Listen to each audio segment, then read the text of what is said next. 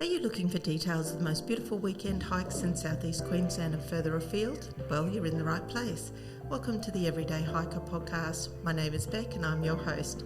Join me and my special guest hikers as we share amazing locations, practical tips and guides for new hikers, as well as those with some more experience looking for inspiration.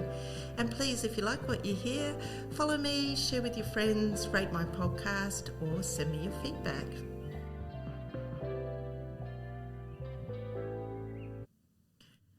Okay, hello everyone, and today I have a special guest with me, Marc Murray, who is from Brisbane Hiking Adventures. So welcome, Marc. Hi there, how are you? Yeah, good, and it's great to have you. I was intrigued to talk to you because when we think about hiking, there's kind of like this almost a competition of, how many trails can I do, how many mountains can I climb. And, not always, because it's about getting out in nature. But really, you've got a story to tell about slowing down and perhaps a bit more mindful hiking and what it can do for the rest of your life, not just while you're out on the trail. So Marc has been hiking since he was a young man. It tells me he's from far north Queensland, so that you're a resilient type if you can handle that humidity. But really been hiking down here and leading hikes since about 2020.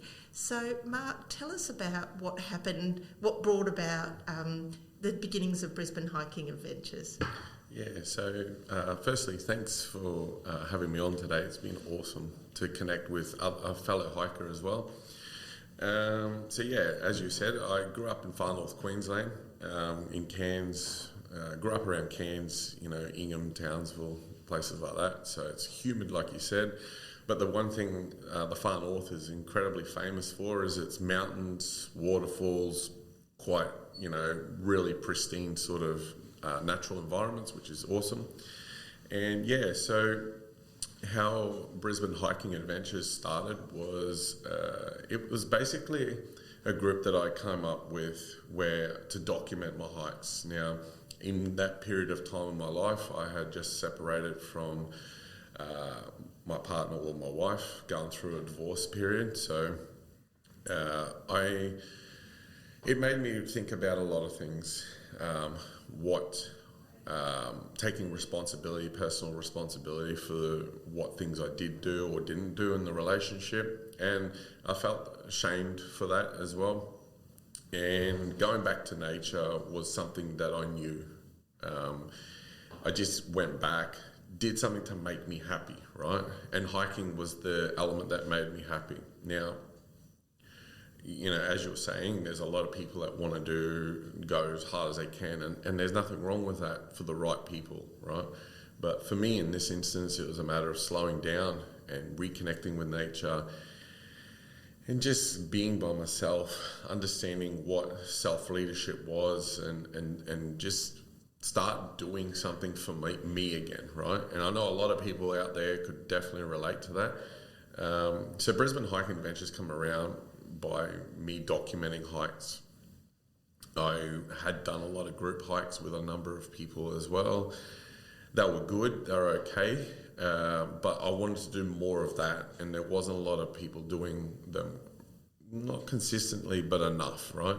So I decided I'm going to document my own hikes and built my group up to a point where I started to do group hikes.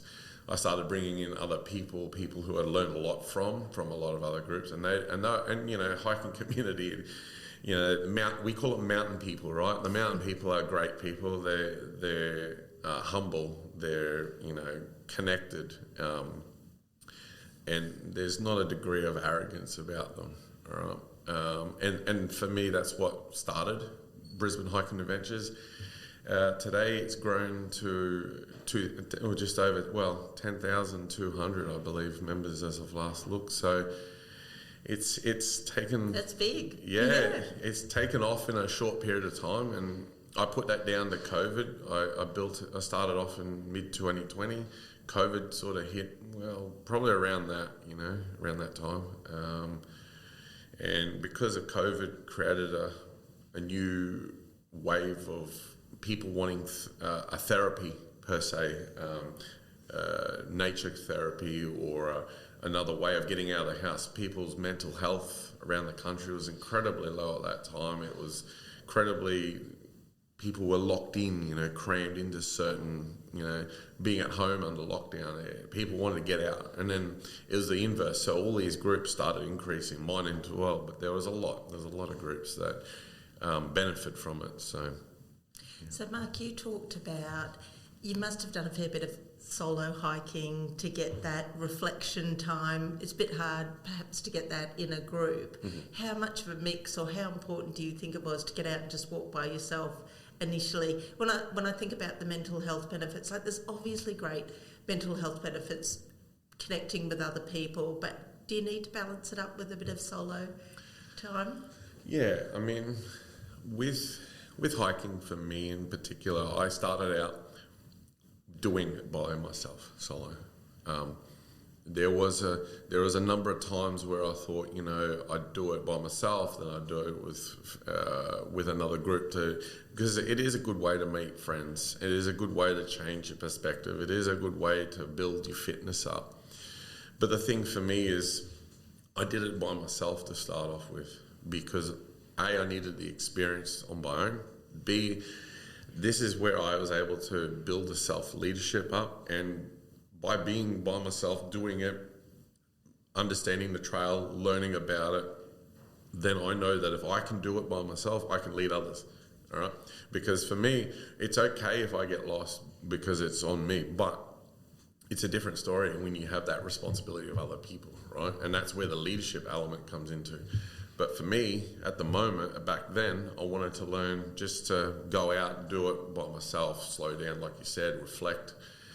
It is a very powerful tool, and I think, a lot of people should do it more often if they're in that way inclined. But I guess that's the reason why I've come up to, that's why I'm working with the beta program I've just started to launch recently as well, and that's specifically designed for people to get to that point where they can hike on their own, to get that confidence to do that. But you got to start somewhere, right?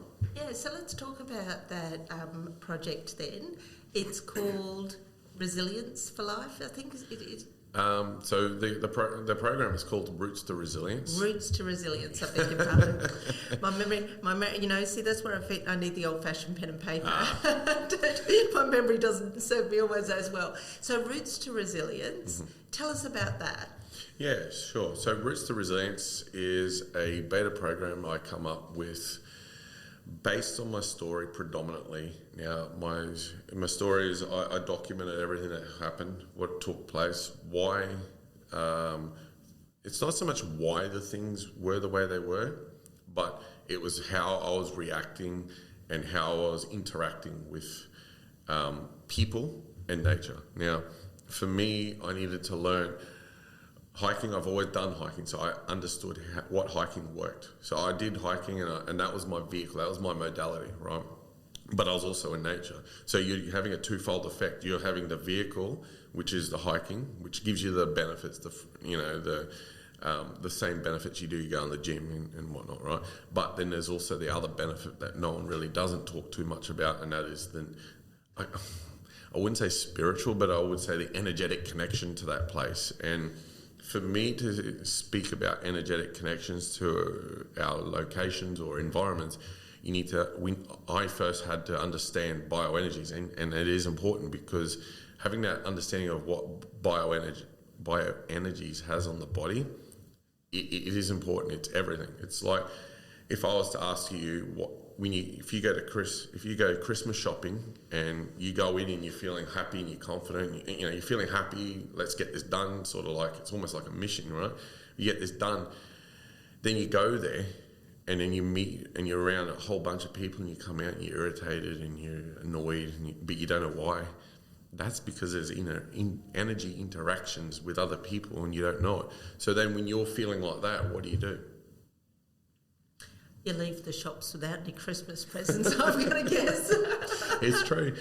Well, that is true, and that would be mission failure. But I mean, like, what you could do is then you can go and find a place and, do some work, energetic work, and just sit there and meditate and be in a point where you can recharge your energies because you're bringing in energies from the ground.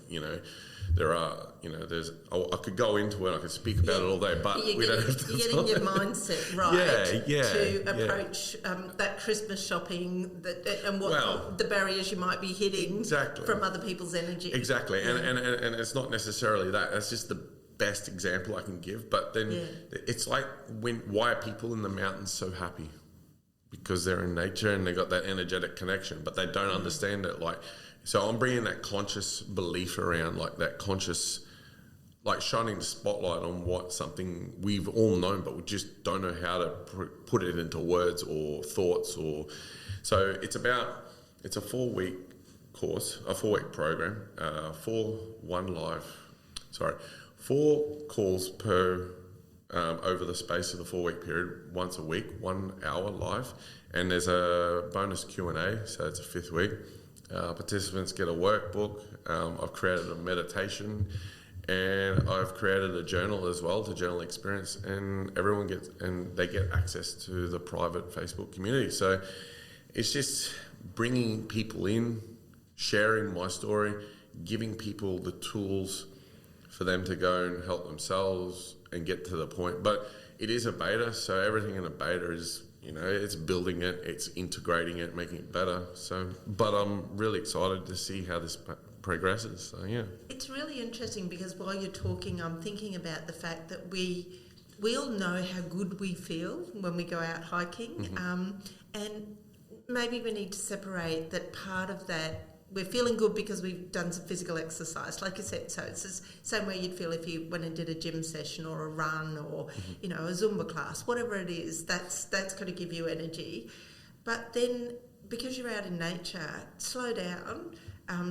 Getting the physical exercise from hiking is great, but also appreciate all the benefits you can get from stopping, not hearing the sounds that we get in the city, hearing instead the bird song, looking at beautiful flowers, seeing a beautiful waterfall. So that's, I guess that's what you're saying, is use those elements to help with your, perhaps challenges in life. So you're not only hiking, getting physical benefits, but you're getting all those mental and emotional sort of, energies that you can get from being out in nature. Absolutely. Yeah. And look, to give you an indication as to how powerful this is and can be, is when I was younger, right? Oh man, I'm only sort of remembering now. I was in high school, and teenagers, they got millions of problems that are worth really nothing in the ultimate long term of things, right? But I always used to go out to a place called Bahana Gorge out near Cairns, right? And I'd go out there and I'd spend hours out there. Well, not hours per se, maybe an hour or two, but I'd come back way better. And you know what? In this country, you're paying a lot of money for psychologists and stuff. This is free. Yeah. This helps. I'm not saying by no means, this is not in replacement of a psychologist. This is in conjunction, right? It's like a team, You can't have one without the other. And just before we move on, interestingly enough, Brisbane, there was a study done in cities and around the world, and 2 cities ranked in the top. I think it's 1 and 2. I'm not sure, but they were noteworthy. Brisbane and Singapore are the only 2 cities in the world to have the best. How would I describe it? When you think about Brisbane, there's an urban sprawl, right?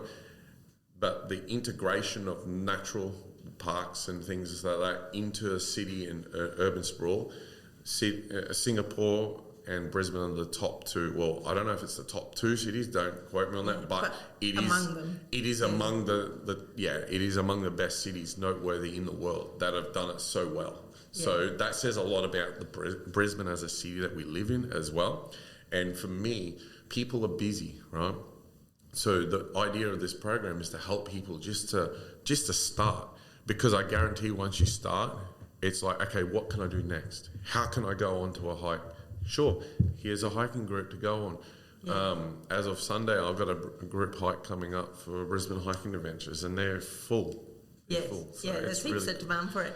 Absolutely. And, when you think about it, like there's a lot of people in there's movies, as we know, about people doing the Camino to deal with grief or personal tragedy or there was that one in the UK recently where they, the business had gone bust and so they were at this crisis point in their lives and they get outside and they hike and they camp and reflect and come back different people. They know themselves better. So I think that's what you're saying. And so this is a short introduction, 4 weeks to how can you make that work for you? Yeah, and you're right, 100%. Like the El Camino de Santiago is probably one of the most famous. They call it a pilgrimage. If in Catholicism, it's pilgrimage, but a lot of hikers are using it because it is. You could say it's a pilgrimage, and the reason why my group sort of went from one to another is in 2020, in the midst of this divorce, I solo hiked Mount Bartle Frere, which is Queensland's highest mountain. Mm. Now, I highly recommend what I'm about to say not to do, but I did it solo and I did it in summer in the February of 2020. Now, the biggest thing a lot of people I see still is that they don't do enough research. For someone like me that lives there or has lived there before, grown up there, is practically in my backyard, I did the research. And that's me. Like, as someone as experienced as I am, I did the research because there's things about Bartle Frere and mountains at that height that can change dramatically, and it's the difference between you're going good to we need a rescue. It changes in a blink of an eye, and mountains like that at that height, they have an impact on the weather of their own. They create their own weather events, right? And for someone like me, the best way I did it, if I want to give you a tip to do it, is go up there before acclimatise. If you're not used to it, do that for sure. Absolutely acclimatised. Do a couple of smaller ones, but do them over a space of a week so you're ready to go. And then when you do something like Bartle Frere, a few days before, go scout it, have a look, check the weather, because February and summer, highly under-advised because the weather's so volatile up there, you don't know what's going to happen. I got lucky then. I got lucky to a point where, generally speaking, you can drive to Innisfail and you can see the top of it, and it's usually got some degree of cloud cover. I checked it for 2 or 3 days in advance, and it was none at all. And it was like that the day before, and I checked it again on the day off. The day off was perfect. So we got up there. By the time I got to the top, it was just I was up there and it was fine, but the weather, you could see the clouds moving in, and it was moving in quick. Now, it's something, again, if I'm going back to an energetic point of view or a connection point of view, that was one of the hike, I say for me at least, the hike that changed everything for me, from emotional regulation to self-leadership capabilities to I can lead myself. Because if you can't lead a group if you can't lead yourself. Yeah. Right? Yeah. It's a precursor to one is a precursor to the other, right? And to conquer something like that gives you a lot of confidence, a lot of power and self-belief, doesn't 100%. it? And to give you a little bit of context to that too, I got to the top, come back down. I had a lot of food. I was carrying weight, but most of it was fluid, right? I had about 20 litres, 30 litres of water, and I'll kid you not, I ran out of water before I got back. That's how bad it was, right? But to give you a bit of an indication, something that happens that a lot of people don't sort of plan for is fatigue, right? Because when I came back, I had a rest, I started coming back, and I thought, oh, this is the right way to go.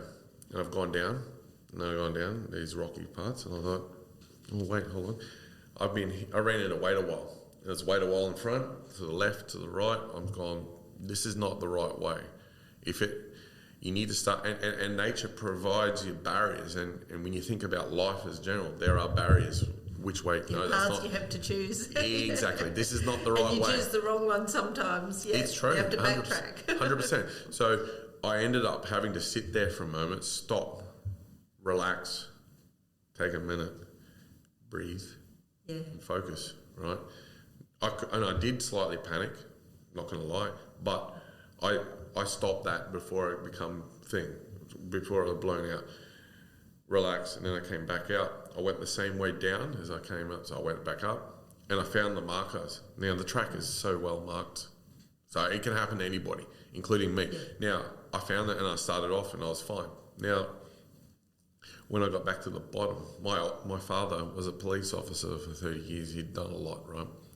Now, he said to me, he said, look, Mark, you're off by 10 or 15 metres off the track. That's not a lot, right? Generally, he said, we'd be calling in for a rescue chopper just on that. Yeah. And talking about safety, because we talked about this a little bit before we started, and I'm going to confess that we had a similar incident only 4 weeks ago or so where we got off trail and we're not sure how, but there were just two of us, and we just somehow took a wrong turn, and as it was getting more precarious, it was like, I don't recognise any of this. We've got to stop. So I really love what you just said then about just stop and breathe, because it's easy to panic. It's easy to, and we did, and we just said exactly what you said. We just got to retrace back up. Don't try and shortcut or whatever. And I'm always harping on about have your map running, download your map beforehand so that you at least can see where you went up to try and trace to go back. So, and Mark knows what he's talking about because you've been involved with the fire service and rescues for many years. I think you said 20 years now. Mm-hmm. So when you get new people joining the group, how often are you seeing people that really could benefit from understanding a few basic techniques before they head out on a walk?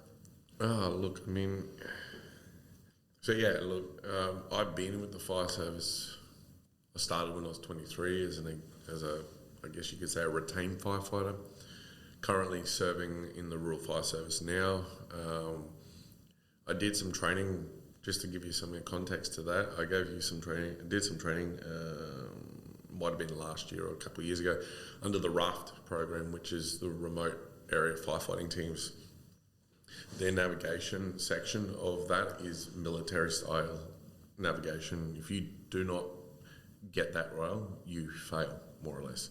And it's not hard for a lot of people failed that were quite good, myself included, safe to say.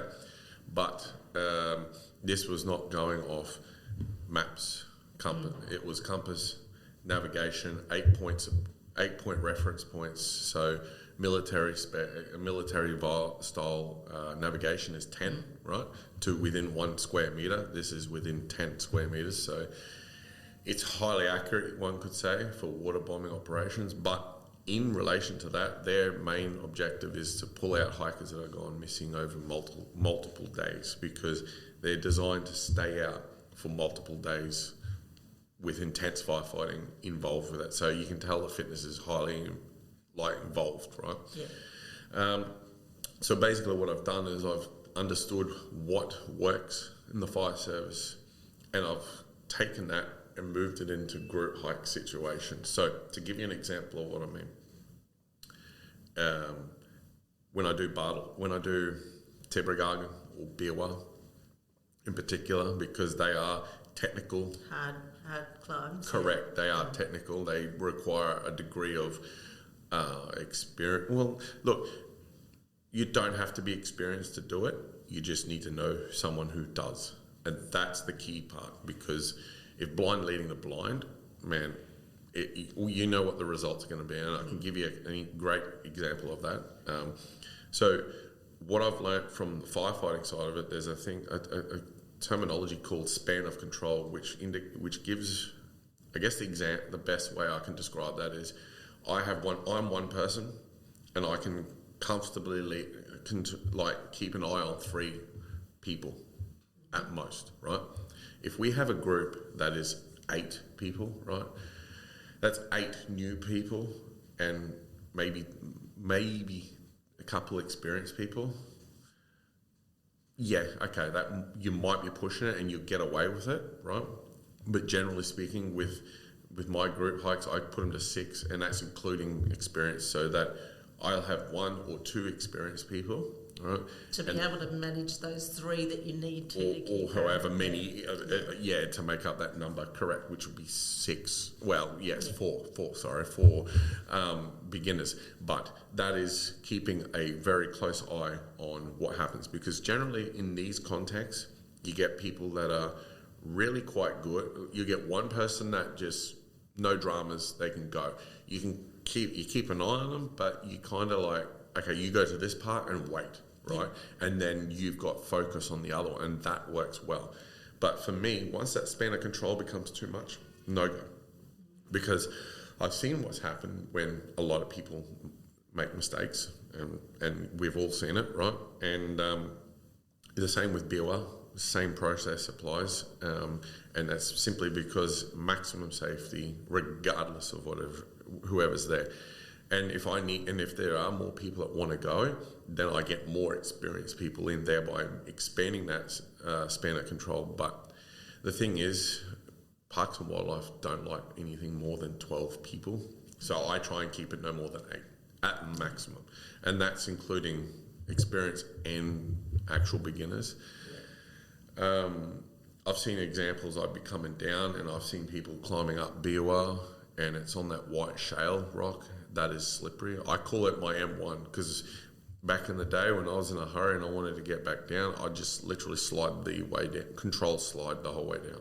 Now, I've seen people climb up there, and I've said, oh mate, I've said to someone, I said, look, you guys good? And they're like, yeah, no, we're good. I'm like, yeah mate, you're in the wrong spot there, by the way. And they're like, oh no, we got it. I'm like, all right, suit yourself. But and you just got to let them go, right? But there are people that people turn around. Some people go, oh really? I'm in the wrong spot. I'm like, yeah, no, you're in a really bad spot there. If you slip, you're not going to stop. And there's people that have slipped from there before, and I think someone's been critically injured or someone's died. Yeah. So it is not a thing. We're not saying it just because we got this ego trip. No, it's the ego that will kill genuine, you. Genuine concern. And coming back to the nature side of it, nature is that it doesn't care it doesn't care who you are, what your status is, whatever your experience. Ego, if you have ego, it's going to put you in your place. Yeah. And I think that's the ultimate game. Like, it doesn't matter who's doing what. Like, yeah. But in terms of tips for beginners, for the group, I use my experience to do Facebook Lives. I've done on quite a lot of them. I think now I can get back on there because now that Facebook's changed back again. So I'll give a lot of tips, and I'll give a lot of, like little things that help people out, and I try and do that as much as possible, because I know that it's not that I never had it when I was around, but it wasn't as greatly, and there wasn't anyone doing it well. That's fantastic. We'll talk about that at the end, some of the things people can access. Now, I'm conscious of the time, and while you're here, I love to get guests to share their best hiking gear. So let's talk shoes. What do you mostly wear? Look, for me, shoes, it comes down to what it is. What are you doing? And I love this question because for me, the one thing I don't like, it's a kind of a thing. For me personally, what I personally use, I use the La Sportiva TX4 mids. Now, La Sportiva, they're a great brand. They're an incredibly well-known brand, Italian, of course. But they are good. The TX4 mids are an approach shoe, so they've got the grip that can handle Tibrogargan, BOR, rock scrambling, no dramas whatsoever, wet or dry, right? The thing is, though, the one that I use is a mid, so it's like an ankle, so you can get some kilometres in there. You can do pretty much everything you want to do with that. It's expensive. They are expensive. You get what you pay for, right? Yeah.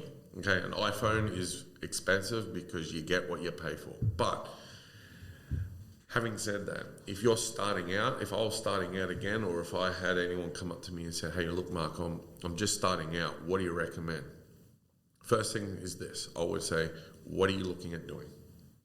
Are you wanting to learn? Are you wanting to climb timber or are you garden? just on the trails? And Yeah. and I had a guest recently that talked about hiking shoes, and that's exactly what he said. The majority of people coming in are on the trails. They don't need that technical shoe that you've got. No. But that's really great to hear, because people do, they do like to look at brands and understand why you might spend the money. You're out a lot on doing harder climbs, and it's worth your while. You'll get a lot of mileage out of them. Absolutely. Yeah. Look, I think it comes down to your budget. I think it comes down to how often you're going to hike as well. I often think that what you're wanting to do is, and your skill level. So for example, if you're a beginner and you've just come, or you're coming back because haven't done it for a while, you probably would use something like a cheap shoe you can get from Anaconda or